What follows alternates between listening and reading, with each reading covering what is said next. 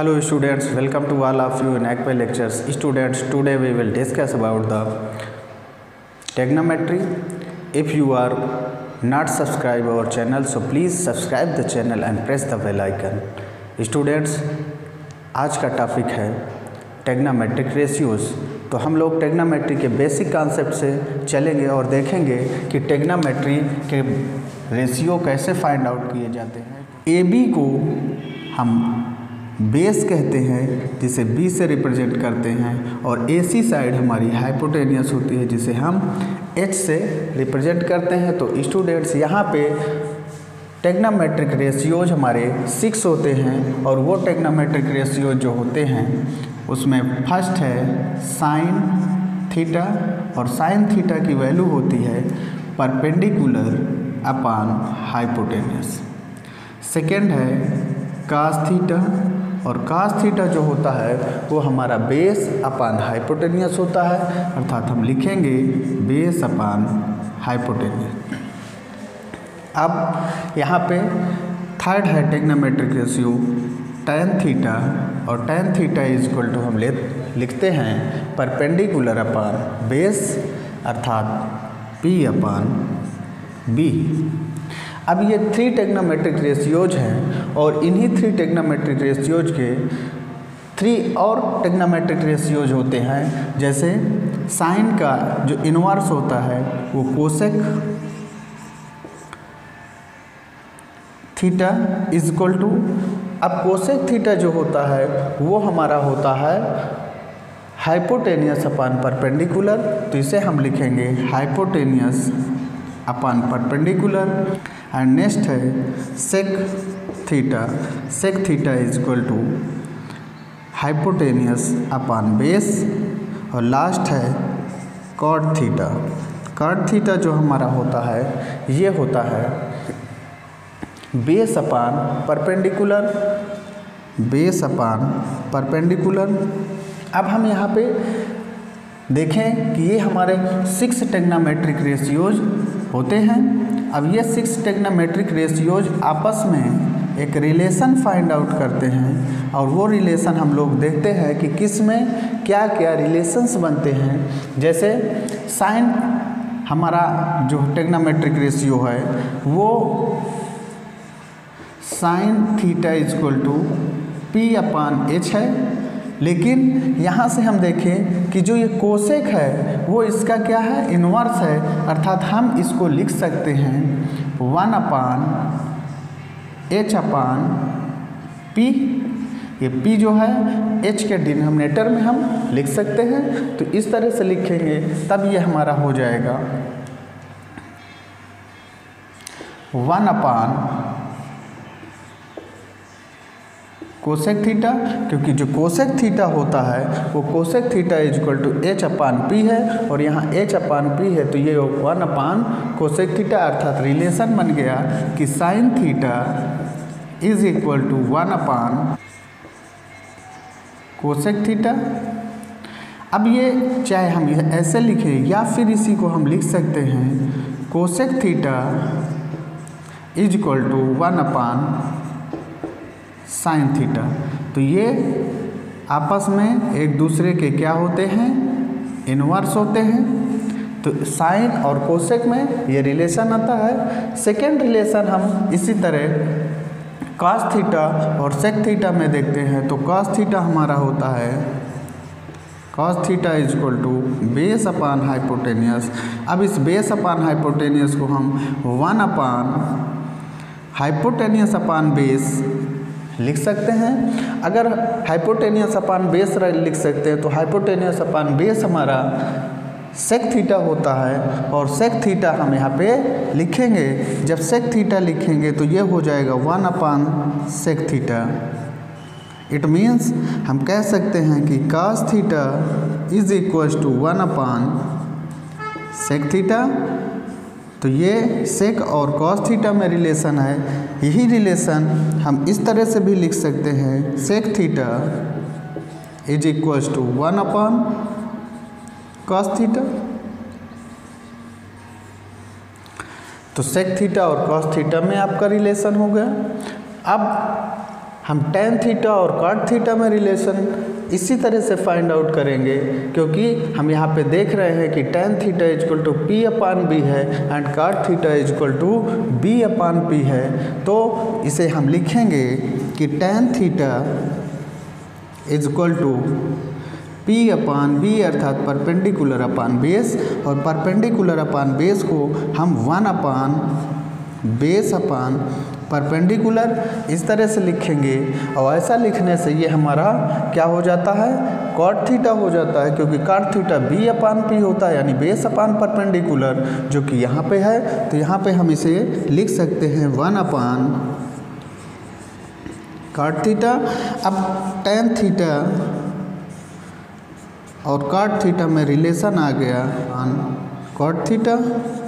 अब इसके बीच रिलेशन है कि tan theta is equal to 1 upon cot theta, या फिर इसी को हम कह सकते हैं cot theta is equal to 1 upon tan theta. तो ये साइन का कोसेक के साथ क्या रिलेशन है, कॉस का सेक के साथ कैसे रिलेशन होता है, tan का cot के साथ कैसे रिलेशन है, ये हम लोगों ने देख लिया। अब हम देखेंगे कि जो हमारा tan थीटा है उसका साइन और कॉस के साथ क्या रिलेशन है और ये रिलेशन कैसे आता है, तो इसके बारे में अब हम बात करेंगे। तो हम ये कहते हैं कि जो tan थीटा हमारा होता है वो tan theta is P upon B, और P अपान B को हम ये कह दें कि अगर हम P अपान B को P अपान H यानी H से न्यूमरेटर को डिवाइड कर दें और डिनोमिनेटर को भी H से डिवाइड कर दें, तो हमारे इस पे कोई फ़र्क नहीं पड़ेगा, अर्थात P अपान B को हम ऐसे लिख सकते हैं। और ये जो हमारा आ गया ये हमारा होता है P अपान H, और P अपान H होता है साइन थीटा और B अपान H हमारा होता है कॉस थीटा। तो हम इसे लिख सकते हैं sine theta upon cos theta, अर्थात tan थीटा हमारा हो गया sine theta upon cos theta. तो ये आपस में इस तरह से रिलेट करते हैं और रिलेशन फाइंड आउट करते हैं। ओके स्टूडेंट्स, तो ये हमारे 6 ट्रिग्नोमेट्रिक रेशियो हैं जो आपस में एक दूसरे से इस तरह का रिलेशन फॉर्म करते हैं। अब यहाँ पे हम ये कहें कि ये ट्रिग्नोमेट्रिक रेशियो में अगर हम पाइथागोरस थ्योरम अप्लाई कर देते हैं तो साइन कॉस में रिलेशन आ जाता है, और साइन कॉस में क्या रिलेशन आता है अब हम लोग उसे देखते हैं। तो since we know that since we know that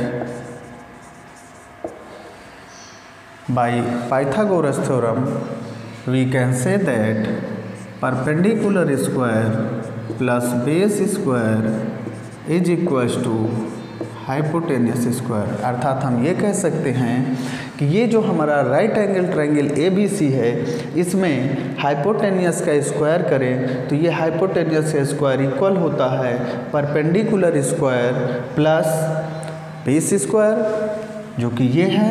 अब यहाँ पे हम इस पाइथागोरस थ्योरम से साइन और कास के बीच में रिलेशन फाइंड करेंगे, और वो रिलेशन क्या होता है वो हम देख रहे हैं। तो चलिए हम लोग उसको कैलकुलेट करते हैं। तो यहाँ से जो हाइपोटेनियस स्क्वायर है इससे हम डिवाइड कर देते हैं, तो जब डिवाइड करेंगे तो ये perpendicular square upon hypotenuse square हो जाएगा plus base square upon hypotenuse square हो जाएगा इक्वल टू 1। अब यहाँ पे हम अगर देखें तो ये जो हमारा आ गया ये इसे हम लिख सकते हैं P अपान H प्लस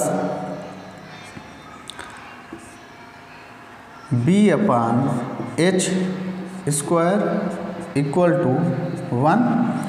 तो P अपान H ये हमारा साइन थीटा होता है और B upon H cos theta होता है। तो यहाँ पे हम दोनों की जगह पे लिख सकते हैं sine theta square plus cos theta square equals to 1। अब ये हो गया हमारा formula sine square theta plus cos square theta equals to 1, अर्थात साइन थीटा और कास थीटा के बीच में एक रिलेशन आ जाता है, ये जिसकी हेल्प से हम अपने क्वेश्चंस को सॉल्व करते हैं। और इसको हम इस फॉर्म में भी लिख सकते हैं कि sine square theta equals to 1 minus cos square theta, या फिर इसे हम लिख सकते हैं cos square theta equals to 1 minus sine square theta. Okay students,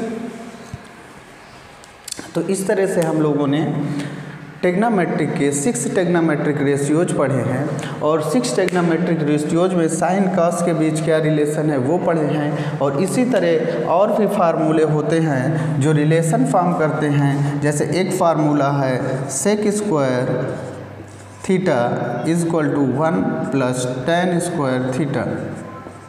तो ये भी एक रिलेशन है जिसका हम यूज करेंगे अपने प्रॉब्लम्स को सॉल्व करने में। तो क्वेश्चन है कि if sine theta is equal to √3/2 find the value of, first part है cos theta and second part है cos theta plus cot theta.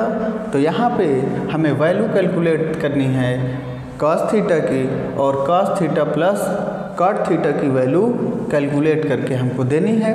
तो इसको हम कैसे सॉल्व करेंगे? तो इसको सॉल्व करने के लिए हमें एक राइट एंगल ट्रायंगल का फॉर्मेशन करना होगा, अर्थात हम यहाँ पे एक राइट एंगल ट्रायंगल ले लेते हैं, और ये राइट एंगल ट्रायंगल जो हमारा है इसे हम ABC कह देते हैं, जहाँ पे एंगल B 90 डिग्री है और जो A एंगल है उसे हम थीटा कह देते हैं।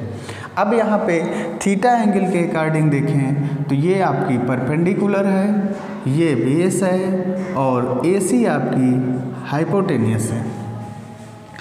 हमें गिवन है, given sine theta is equal to √3/2, ये हमें गिवन है। अब इसकी हेल्प से हमें बाकी साइड्स पहले कैलकुलेट करनी होगी। तो साइड कैलकुलेट करने के लिए हम क्या करें, पाइथागोरस थ्योरम का यूज करते हैं। तो यहाँ से हम देखें तो ये जो साइन थीटा होता है, ये साइन थीटा हमारा फार्मूला होता है परपेंडिकुलर अपॉन हाइपोटेनियस, और यहाँ पे जो दिया गया है वो परपेंडिकुलर 3 है और हाइपोटेनियस 2 है। तो यहाँ से हम देखें तो हम कह सकते हैं कि जो परपेंडिकुलर है वो √3 है और हाइपोटेनियस आपका 2 गिवन है। तो हम थर्ड साइड अर्थात AB पहले कैलकुलेट करें। तो AB कैलकुलेट करने के लिए हम पाइथागोरस थ्योरम का यूज करते हैं, और पाइथागोरस थ्योरम होती है कि hypotenuse square equal to perpendicular square plus base square. अब यहाँ पे हमें हाइपोटेनियस मालूम है कि हाइपोटेनियस हमारी 2 है, तो 2 का स्क्वायर कर देंगे इक्वल टू परपेंडिकुलर भी हमें मालूम है √3 है, तो √3 का स्क्वायर प्लस, अब आपका यहाँ पे जो बेस है ये हमें कैलकुलेट करना है, अर्थात बेस की क्या वैल्यू है वो हम कैलकुलेट कर लें। तो ये आपका 4 इक्वल टू ये 3 प्लस B स्क्वायर, तो B स्क्वायर इक्वल टू क्या हो जाएगा 4 माइनस 3 दैट इज 1। तो बेस आपका आ गया बेस स्क्वायर 1, तो बेस इक्वल टू 1 आ गया।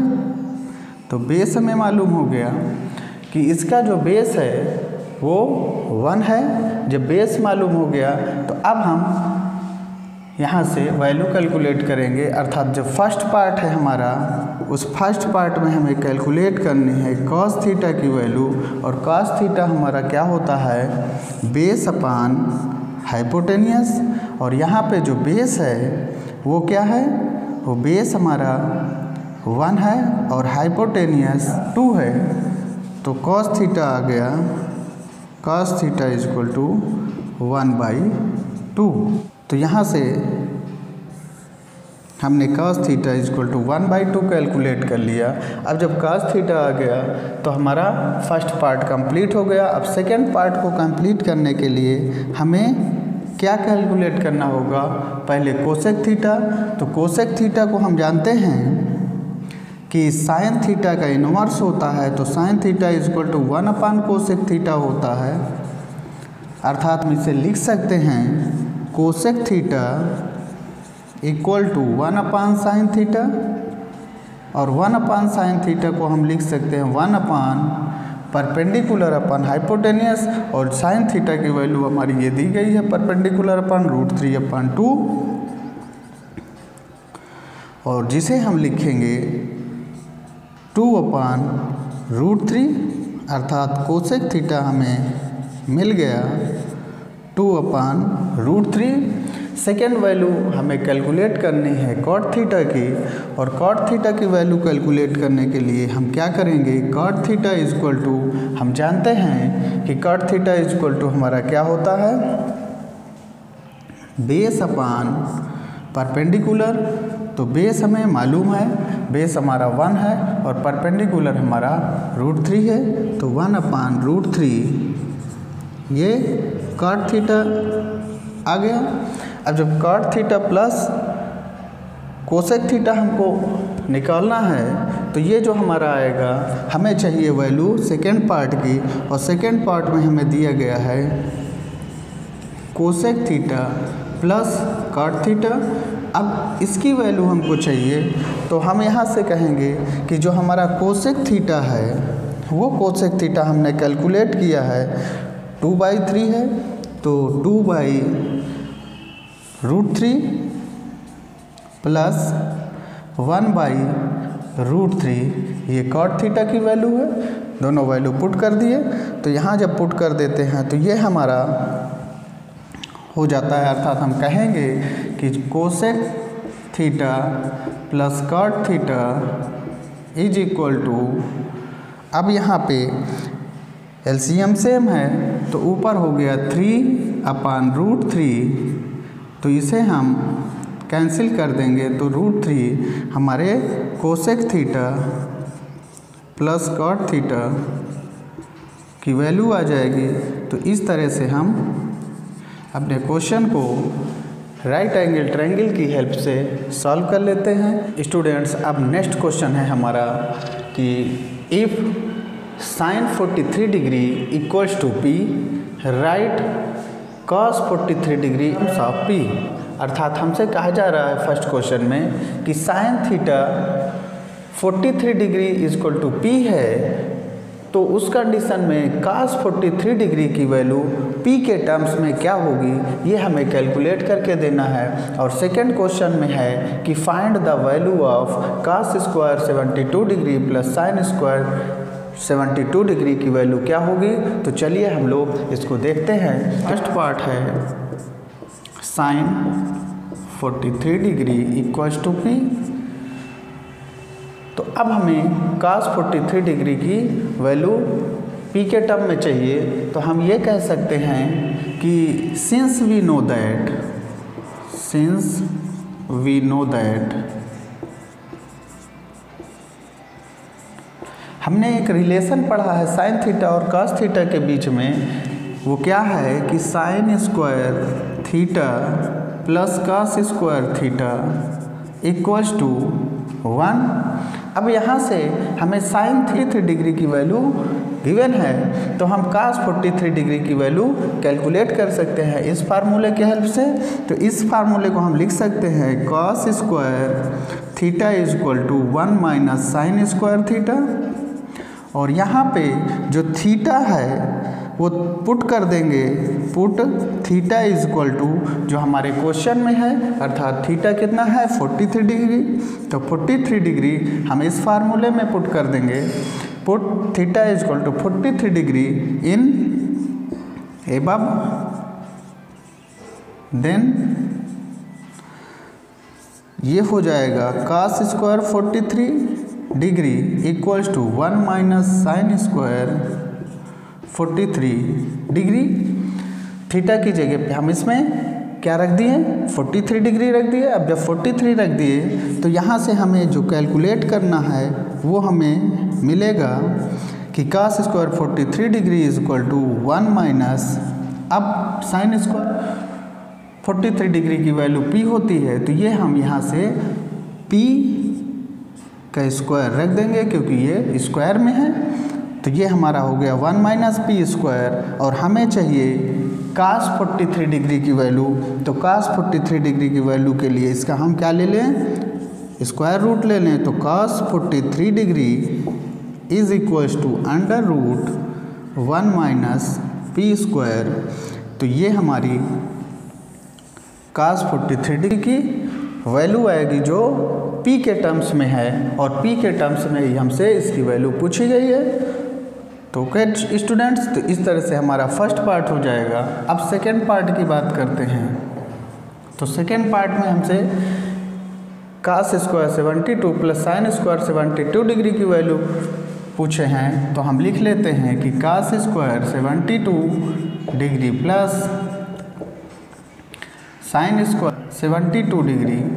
अब यहाँ पे अगर हम देखें तो ये फार्मूला हमारा यूज हो जाएगा कि sine square theta plus cos square theta is equals to 1, ये हम जानते हैं। तो जब हम यहाँ जानते हैं तो इस फार्मूले में हम पुट कर देंगे, put theta is equal to 72 degree, और जब 72 डिग्री हम पुट करेंगे तो ये फार्मूला हमारा हो जाएगा sine square 72 degree plus cos square 72 degree equals to 1, अर्थात यही हमसे कैलकुलेट कराया जा रहा है कि sine square 72 degree plus cos square 72 degree की वैल्यू क्या होगी, तो 1 होगी। अर्थात हम कह सकते हैं कि ये हमारा आंसर होगा 1। तो स्टूडेंट्स, आज का लेक्चर हम लोग यहीं पे क्लोज करते हैं, लेकिन अगर आपने अभी तक हमारे चैनल को सब्सक्राइब नहीं किया है तो प्लीज़ लाइक करें, सब्सक्राइब करें और बेल आइकन को प्रेस करना ना भूलें। Okay student.